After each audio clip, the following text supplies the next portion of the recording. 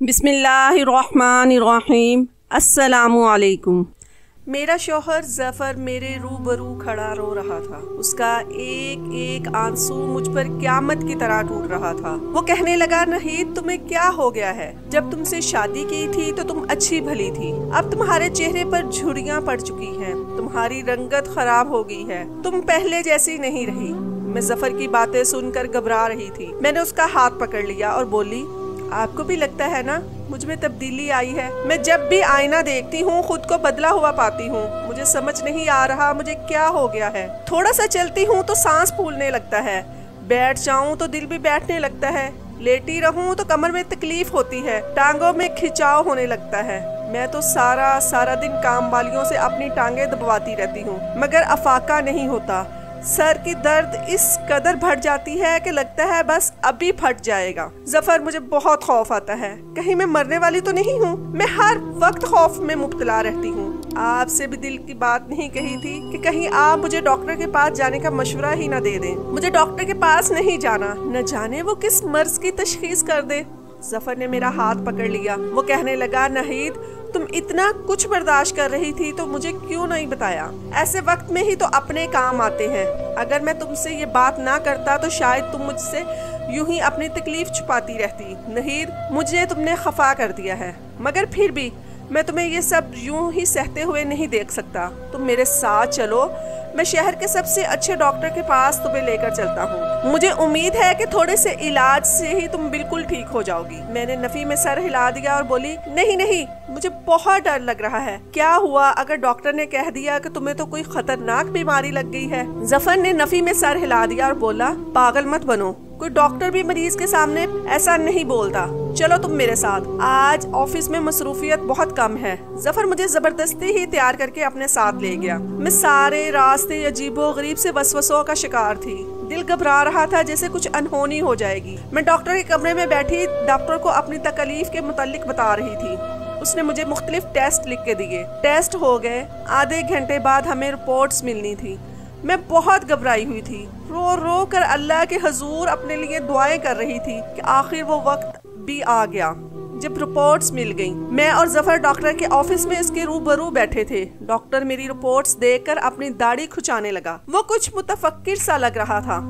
मेरी तो जान पर बन गई। मैं जल्दी से बोली, डॉक्टर क्या है मेरी रिपोर्ट्स में? आप परेशान लग रहे हैं। डॉक्टर कहने लगा, दरअसल आपका केस अपनी नौइयत का पहला केस है। इससे कबल मेरे पास आप जैसा कोई मरीज नहीं आया। दरअसल शायद मेरे पास इतना तजर्बा ही नहीं कि मैं आपके केस को समझ पाऊं। मैं आपको मुल्क का सबसे नामवर डॉक्टर तजवीज करता हूं। आप एक बार उनके पास जाएं अपनी रिपोर्ट्स लेकर। मैं फूट कर रोने लगी थी। डॉक्टर बोला, फिक्र की जरूरत नहीं, डॉक्टर राशिद तो मरीज की नब्ज पर हाथ रखकर उसके मसले का हल पकड़ लेते हैं। आप फिक्र ना करें, सब अच्छा ही होगा। मैं आपको दर्द से आराम के लिए कुछ अदवायात तजवीज कर देता हूँ। मैं डॉक्टर की लिखी हुई अदवायात लेकर घर आ गई, जबकि मेरा दिल बुरी तरह घबरा रहा था। मेरे शौहर ने मेरा साथ दिया और कहने लगा कि तुम्हें कुछ भी नहीं होगा, अल्लाह खैर करेगा। मैंने डॉक्टर की दी हुई अदवायात का इस्तेमाल शुरू कर दिया तो मैं बिल्कुल ठीक हो गई। मुझे डॉक्टर राशिद के पास जाने की भी जरूरत नहीं पड़ी थी। कुछ दिनों में ही मैं हट्टी कट्टी हो गई। मैं खुश रहने लगी थी, मगर ज़फ़र अब हर लम्हा परेशान रहते थे। मैं वजह पूछती तो वो टाल दिया करते और मुझसे यही कहते कि तुम मेरे साथ चलो डॉक्टर राशिद के पास। जब तक तुम्हारा चेकअप उनके पास नहीं हो जाएगा मुझे तसल्ली नहीं मिलेगी। जबकि मैं ज़फ़र को यही कहती कि आप बिला वजह फिक्र करते हैं, मुझे तो कोई बीमारी सिरे से ही नहीं है।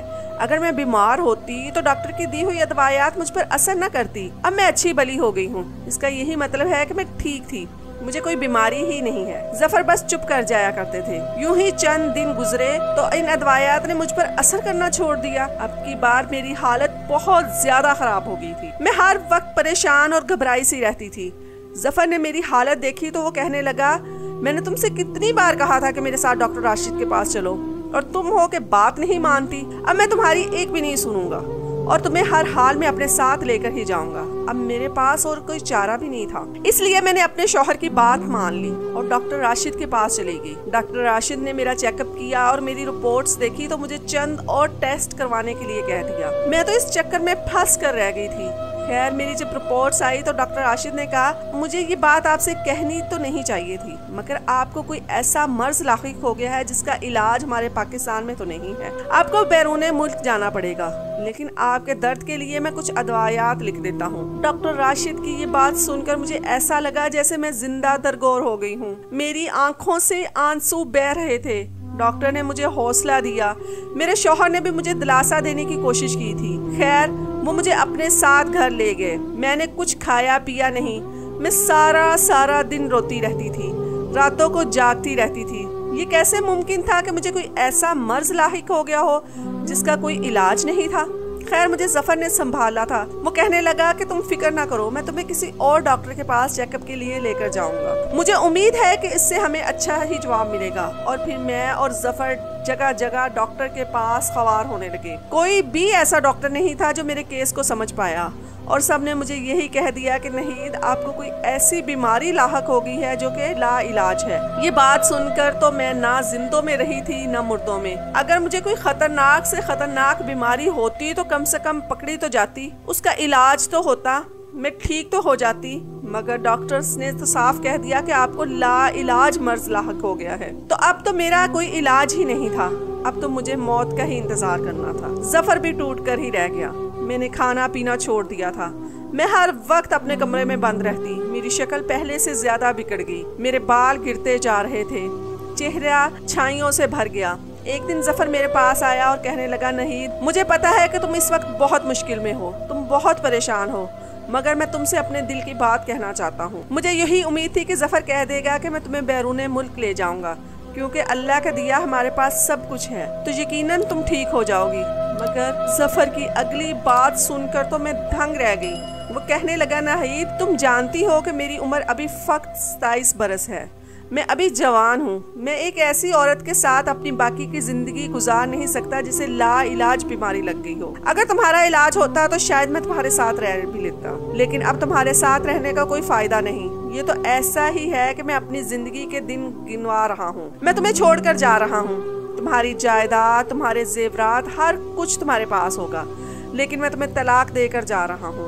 अपनी जिंदगी में नए सिरे से शुरू करना चाहता हूँ। जफर की ये बात सुनकर मैं गिर गई। वो भी जल्दी से मेरे साथ जमीन पर बैठ गया और बोला, नाहीद दिल छोटा मत करो, खैर की उम्मीद रखो, तुम ठीक हो जाओगी, मुझे उम्मीद है। लेकिन हम दोनों का सफर यहीं तक था। मैं तुम्हें तलाक देता हूँ। और फिर जफर मुझे इसी हालत में छोड़कर चला गया। मैं तो सोच भी नहीं सकती थी कि मेरे साथ वो जफर, जिसने पूरी दुनिया से लड़कर मेरे साथ शादी की थी, वो मुझे इतनी आसानी से छोड़कर जा सकता था। मुझे आज भी वो दिन याद है जब मैं और जफर एक गरीब मोहल्ले में रहा करते थे। हम दोनों एक दूसरे से बहुत मोहब्बत करते थे और एक दूसरे का साथ भी पाना चाहते थे, मगर जफर भी गरीब था और मैं भी।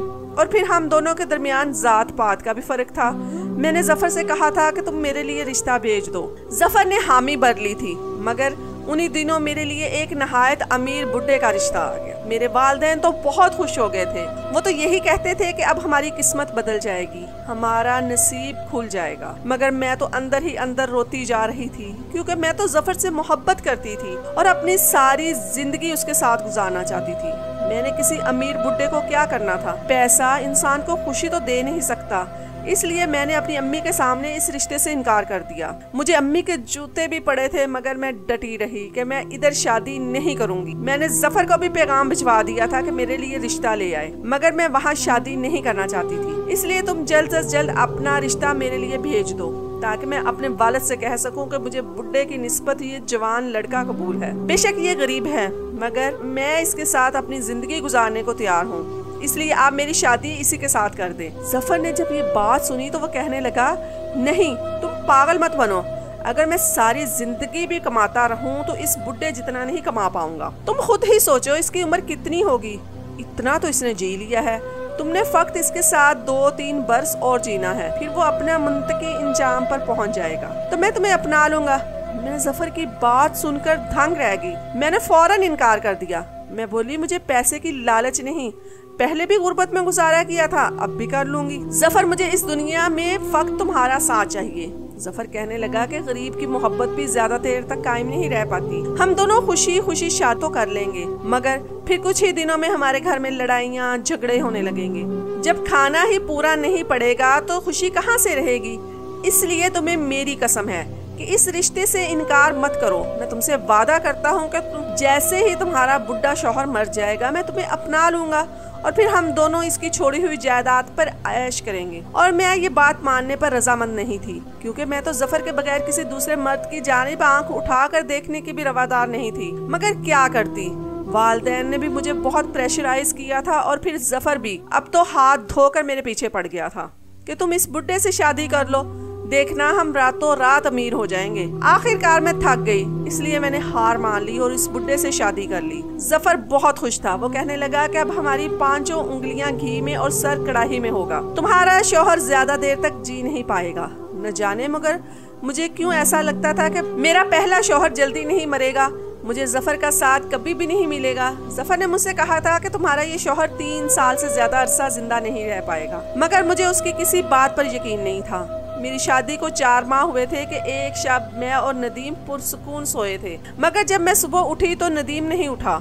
मैंने उसे उठाने की कोशिश की तो मालूम हुआ कि वो तो इंतकाल कर चुका है। मैंने तो सोचा था कि शायद मेरी जिंदगी इसी घर में गुजर जाएगी, मगर वो तो फक्त 4 माह में इंतकाल कर गया। मौत एक बहुत दहशतनाक चीज है। मुझे अपने शौहर नदीम की मौत का अफसोस हुआ, हालांकि मुझे तो खुश होना चाहिए था। मैं तो यही चाहती थी कि वो मर जाए और मेरी जान उससे छूट जाए, मगर वो जब मरा तो मैं उदास हो गई। 4 माह मैंने इद्दत में गुजारे। इस दौरान मैंने जफर से कोई ताल्लुक नहीं रखा। 4 माह के बाद मैं जब अपने वालिदैन के घर गई तो वहीं पर जफर भी आ गया। उसने कहा कि तुम्हें वो वादा याद है जो शादी से पहले मैंने तुम्हारे साथ किया था? मैंने इस बात में सर हिला दिया और बोली, हाँ मुझे तो याद है, लेकिन मुझे यही शक है कि तुम भूल गए होंगे, क्योंकि तुम एक बेवा के साथ क्यों कर शादी करोगे? तो जफर कहने लगा, मैं तो इतना बेगैरत नहीं हूँ कि अपना किया हुआ वादा भूल जाऊं। मैं आज तुमसे शादी करने के लिए रजामंद हूँ। तुम बस अपने वालिदैन को रजामंद करो। मैं अपनी अम्मी अब्बू को तुम्हारा हाथ मांगने के लिए भेज दूंगा। ये बात सुनकर मैं तो 7वें आसमान पर पहुँच गई। मैंने जिंदगी से सिर्फ सफर का ही साथ मांगा था और जब वो मुझे मिल रहा था तो मैं 7वें आसमान पर थी। मैंने अपने वालिदैन से साफ साफ कह दिया कि अगर जफर का रिश्ता आया तो इसे कबूल कर लीजिएगा, इनकार करने की कोई जरूरत नहीं। तब मेरी अम्मी कहने लगी कि पहले तुमने हमारी खुशी के लिए सर झुकाया था, अब हम तुम्हारी बात मानेंगे और तुम जहाँ कहोगे तुम्हारी शादी कर देंगे। मैं ये बात सुनकर बहुत खुश हुई। अब मैं बस यही सोचती रहती थी कि आखिर जफर अपने वालिदैन को रिश्ते के लिए क्यों नहीं भेज रहा। मगर जब मुझे ये बात पता चली कि उसके वालिदैन नहीं चाहते कि उनका बेटा एक बेवा औरत से शादी करे तो मेरे दिल के सारे अरमान ही मर गए। मुझे ऐसा लगा जैसे मैं उजड़ गई हूँ। जफर ने मुझसे कहा था कि तुम परेशान ना होना, हिम्मत ना हारना, मैं अपने घर वालों को मना ही लूंगा। मगर मैंने अपने दिल से ये खुशगुमानी निकाल दी थी। मुझे यही लगता था कि अब मैं और जफर कभी भी एक नहीं हो पाएंगे। इसी तरह दिन गुजरते रहे और फिर 1 माह के बाद जफर अपने वालिदैन को लेकर हमारे घर आ गया। मैं तो हैरान रह गई, मेरे तो पाँव ही जमीन पर नहीं टिकते थे। खुशी में मैं बार बार कूद रही थी। मेरे वालिदैन ने जफर का रिश्ता फौरन ही कबूल कर लिया। खैर फिर मैंने बाद में जफर से पूछा कि तुम्हारे वालिदैन इस शादी पर कैसे राजी हुए? तो जफर मुस्कुरा कर कहने लगा, कैसे नाराजी होते, मैंने भी खुदकुशी की धमकी दी थी कि मैं जहर खाकर मर जाऊंगा अगर आपने मेरी शादी नहीद के साथ ना की। मेरे वालिदैन को हथियार तो डालने ही पड़े। खैर जो भी था, मैं खुश थी कि जफर मेरी जिंदगी में शामिल हो गया है। हम दोनों ने सादगी से निकाह किया और फिर मैं जफर को लेकर अपने पहले शौहर की हवेली में आ गई। सारी जायदाद मेरे नाम पर मुंतकिल हो चुकी थी। जफर ने ऑफिस के मामला देखना शुरू कर दिए। मैंने जफर से कह दिया था कि ये सारी जायदाद मेरे नाम पर है, लेकिन ऊपर जितना भी मुनाफा तुम कमाओगे इस सारे के हकदार तुम होगे। ये बात सुनकर जफर बड़ा मेहनती हो गया था। उसने मेरा बिजनेस बढ़ाने में बड़ी मेहनत की। हम दोनों एक दूसरे के साथ बेहद खुश थे। जिंदगी फूलों की सेज मालूम होती थी। जफर उठते बैठते मेरी तारीफ किया करते और यही कहते कि तुम बहुत किस्मत वाली हो, तुम्हारे नसीब से ही अल्लाह ने मेरे दिन फेर दिए हैं। अगर तुम मेरे लिए कुर्बानी ना देती तो हम दोनों इसी पुराने घर में रह रहे होते और तुम एक नए सूट बनाने के लिए भी तरस रही होती। जफर ने इतना मुनाफा कमाया कि उसने अपना अलग से बिजनेस शुरू कर दिया। वो मेरी प्रॉपर्टी को भी वक्त देता था और अपनी प्रॉपर्टी को भी बढ़ाता जा रहा था। हम दोनों खुश थे, लेकिन फिर शायद हमारी खुशियों को किसी की नजर लग गई। मैं हर वक्त थकी थकी सी रहती, जफर को वक्त नहीं दे पाती। वो मुझसे शिकवा करता रह जाता, मगर मैं आगे से उसे तसल्ली बख्श जवाब न दे पाती। उससे अपनी बीमारी छुपाती रहती। मैं नहीं चाहती थी कि जफर ये गुमान करे कि मैं तो बीमार हूँ। और उसके साथ रहने के काबिल नहीं हूँ। लेकिन जफर ने मेरी बीमारी पकड़ ली और मुझे डॉक्टर के पास ले गया और फिर डॉक्टरों ने मुझे बहुत भयानक खबर सुनाई। उसने मुझसे कह दिया था कि तुम्हें लाइलाज बीमारी है। और फिर आज वो शख्स जिसके लिए मैंने कुर्बानी दी थी, जिसने मेरे लिए अपने वालिदैन से लड़ाई की थी और मुझे अपना लिया, वो शख्स आज मुझे छोड़कर फक्त इसलिए चला गया क्योंकि मैं बीमार हूँ। अब मैं भरी दुनिया में तन्हा रह गई क्योंकि मेरे वालिदैन तो पहले ही इंतकाल कर चुके थे। मेरे सर पर अब किसी का साया नहीं था। मुझे जफर से उम्मीद थी कि वो मेरा साथ रहेगा हमेशा, मगर आज तो वो भी छोड़कर चला गया। बदकिस्मती से हमारी कोई औलाद भी नहीं थी जो मेरा सहारा बनती। अब मैं बहुत घबराई हुई थी। कोई सूरत नजर नहीं आती कि मुझे क्या करना चाहिए। हर वक्त मेरे जिस्म में दर्द रहता। मैं रातों में उठ उठ कर रोती रहती। जी चाहता कि बस अब मौत आकर मुझे गले लगा ले। इसलिए दवाई खाना भी छोड़ दी। मगर अब हालत इतनी बुरी रहने लगी कि दर्द से मैं अक्सर बेहोश हो जाया करती। मेरी मुलाजमा ने मेरी हालत देखी तो बोली, बाजी न जाने आपने कब तक जिंदा रहना है, अभी से खुद को मत मारे। मैं देखती हूँ कि आप मौत से ज्यादा अजियत बर्दाश्त करती हैं। जफर साहब आपको छोड़ गए हैं तो इस चीज का बदला खुद से मत लें। जो होना था वो हो गया।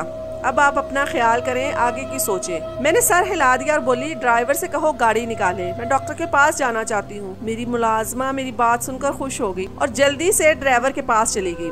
मैं गाड़ी में बैठी तो ड्राइवर कहने लगा, मालकन आप पहले से बहुत कमजोर हो गई हैं। मैं जानता हूँ आप इतनी बेरौनक तो कभी भी नहीं रही। ये ड्राइवर मेरे पहले शौहर का मुलाजिम था और तब से ही इस घर में रह रहा था। ये लड़का बहुत अच्छा और समझदार था। इसकी तरफ से मुझे कभी कोई शिकायत नहीं मिली थी। मैं बोली, हाँ बस तबीयत ज्यादा खराब रहती है। वो कहने लगा, मालकन आप अपना डॉक्टर बदल कर देखिए। उसके लहजे से साफ जाहिर हो रहा था जैसे वो मेरे लिए मुतफक्किर हो। मैं बोली, मुझे लाइलाज मर्ज लाहिक हो गया है, किसी डॉक्टर के पास इसका इलाज नहीं, अब तो मौत ही आएगी, मुझे आराम नहीं आएगा। इसीलिए तो मेरा शौहर मुझे तलाक दे के चला गया है। मेरे ड्राइवर ने जब ये बात सुनी तो वो बहुत परेशान हो गया। कहने लगा, अब क्या होगा, आप तो इस दुनिया में बेआसरा रह गई हैं। आप यूं जिंदगी मत गुजारें, अपने लिए कोई सहारा ढूंढ लें। मैं मुलाजिम की बात सुनकर हंस दी और बोली, तुम्हारा दिमाग ठीक है? एक मरती औरत जिसका शौहर भी उसे तलाक दे गया हो, उसका सहारा कौन बनेगा? मैं हाथ में चिराग लेकर भी ढूंढूं तो इस मुश्किल घड़ी में मुझे कोई नहीं अपनाएगा।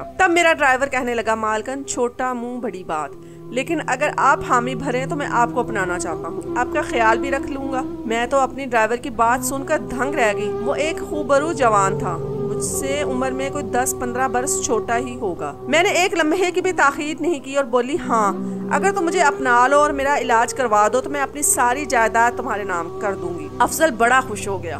खैर मैं डॉक्टर के पास गई और उसने मुझे फिर से ये कह दिया कि मेरा इलाज मुमकिन नहीं। दिल बुझ सा गया। अब तो मैंने मजीद पुख्ता इरादा कर लिया था कि अफजल से शादी कर लूंगी। दरअसल मैं बहुत बीमार थी, मौत से खौफ ज़दा भी रहती थी क्योंकि मैंने अपनी सारी जिंदगी खुदा से दूरी में बसर करती थी। अब मुझे सहारे की जरूरत थी। तनहा रहती थी तो डर जाया करती थी। खैर जब मेरी इद्दत पूरी हो गई तो अफजल ने मुझसे शादी का पैगाम भेजा, जो कि मैंने कबूल कर लिया। हम दोनों ने बड़ी सादगी से निकाह कर लिया। अफजल की सूरत में मुझे सहारा चाहिए था, इससे ज्यादा तो मैंने कभी कुछ मांगा ही नहीं था। लेकिन अफजल मेरा बड़ा ख्याल रखता था। उसने मुझे अपनी मलका बना लिया। इतनी मोहब्बत तो मुझे मेरे महबूब ने भी नहीं दी थी, जिसकी खातिर मैंने एक बूढ़े से शादी की थी। अफजल मुझे हर तरह के डॉक्टर के पास लेकर जाता ताकि मैं जल्द सेहतयाब हो सकूं, मगर मेरी बीमारी किसी डॉक्टर की समझ में आती ही नहीं थी। मैं दिन रात उदास रहती। अफजल मेरी दिलजोई करने की कोशिश करता। वो मुझे अब हकीमों के पास लेकर जाने लगा। मुझे हकीमों पर यकीन नहीं था, मगर फक्त उसकी खुशी की खातिर मैं साथ चले जाया कर। 2 माह तो यूं ही गुजर गए। एक दिन अफजल मुझे बड़े काबिल हकीम के पास लेकर गया। अफजल ने उस हकीम के कान में न जाने क्या कहा था कि हकीम ने मुझे देखा तो कहने लगा कि इस बच्ची का इलाज तो मुमकिन है। मैं ये बात सुनकर बड़ी खुश हो गई, यहाँ तक कि मेरी आंखों में आंसू भी आ गए। मैंने खुशी में हकीम के कदमों पर हाथ रख दिया और बोली, बताएं मेरा इलाज क्या है? वो कहने लगे, तुमने आज ही 20 बुड्ढों के खून की एक सिरिंज अपने बदन में लगानी है। इससे तुम्हारा निजाम मुदाफत बहुत ताकतवर हो जाएगा और तुम बिल्कुल ठीक हो जाओगे। ये बात सुनकर तो मैं परेशान हो गई क्योंकि मैं एक पढ़ी लिखी लड़की। ये बात मेरा दिमाग कबूल नहीं कर पा रहा था। मुझे पता था कि ये एक खतरनाक अमल है। अफजल कहने लगा, नहीं तुम फिक्र ना करो, मैं 20 बुड्ढों का इंतजाम कर दूंगा। मैंने आहिस्ता से अफजल से कहा कि ये तो एक खतरनाक चीज है, इस तरह तो बीमारियां फैलती हैं। अफजल तंजिया हंसा और बोला, तुम पहले ठीक हो, पहले भी तो न जाने किस मर्ज में मुब्तला हो। मुझे अफजल की ये बात अच्छी नहीं लगी थी, इसलिए मैं उठकर घर आ गई। अफजल घर आया तो माजरत करने लगा और मुझे मनाने की कोशिश करता रहा। वो बोला कि इस तरह तुम ठीक हो जाओगी और हम एक अच्छी खुशहाल जिंदगी गुजारेंगे, हमारे बच्चे होंगे, घर आबाद होगा, मेरी खुशी के लिए मान जाओ। मैं खामोश थी। मैंने अफजल से सोचने के लिए एक रात का वक्त ले लिया। अब रात के पिछले पहर अफजल गहरी नींद में सो रहा था और मैं बेड पर बैठी सोच रही थी कि मुझे क्या करना चाहिए। तभी मेरे मोबाइल की स्क्रीन रोशन हुई। देखा तो जफर कॉलिंग लिखा हुआ था। मैं दंग रह गई। आंखों से आंसू गिरने लगे थे। न चाहते हुए भी मैंने अपने साबका शौहर की कॉल अटेंड कर ली। वो कहने लगा, नहीं तुम कैसी हो? मैं खामोश ही रही। तब वो बोला, मुझे इल्म है कि मैं तुम्हारे साथ बहुत गलत करके आया हूँ, लेकिन मैं तुम्हारी बीमारी से घबरा गया था और हमारा ड्राइवर अफजल भी मुझसे कहता था कि मालकन को न जाने कौन सी बीमारी है। जफर साहब, बेहतरी इसी में है कि आप इन्हें छोड़ दें। ये ना हो कि इनकी बीमारी आपको लग जाए। मैं डर गया था लेकिन तुम्हें दिल से नहीं निकाल पाया। मैं तुम्हारी रिपोर्ट्स अपने साथ अमेरिका ले आया था। यहाँ चेक करवाई तो पता चला कि तुम्हें तो सिरे से कोई बीमारी ही नहीं। तुम्हें खाने में चंद ऐसी अदवायात मिलाकर दी जाती हैं जिससे तुम्हारी सेहत गिर रही है। कोई हमारे घर में ही है जो तुम्हें नुकसान पहुँचाना चाह रहा है। वो शख्स मैं नहीं, तुम अपना दुश्मन खुद तलाश कर लो। जफर की बातें सुनकर मेरी रीढ़ की हड्डी में सनसनी से दौड़ गई थी। मैंने सोचा कि मेरी बीमारी में सबसे ज्यादा फायदा किसे पहुँचना था। वो कोई और नहीं, अफजल था। सुबह होते ही मैंने पुलिस को बुलवाया। पुलिस ने अफजल को गिरफ्तार कर लिया और फिर अपने खास तरीके से जब उससे तशवीश की तो उसने सारी कहानी बता दी। इस सब के पीछे सचमुच अफजल ही था। उसने बताया कि अव्वल रोज से ही उसकी नजर मेरी जायदाद पर थी।